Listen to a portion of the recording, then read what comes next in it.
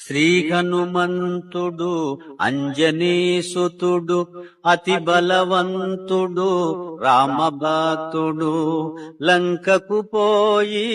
రాగల ధీరుడు మహిమోపేతుడు శత్రుకర్షణుడు జాంబవదాది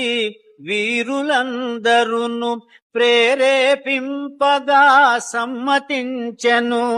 లంకేశ్వరుడు అపహరించిన జానకీ మాత జాడ తెలిసి కొన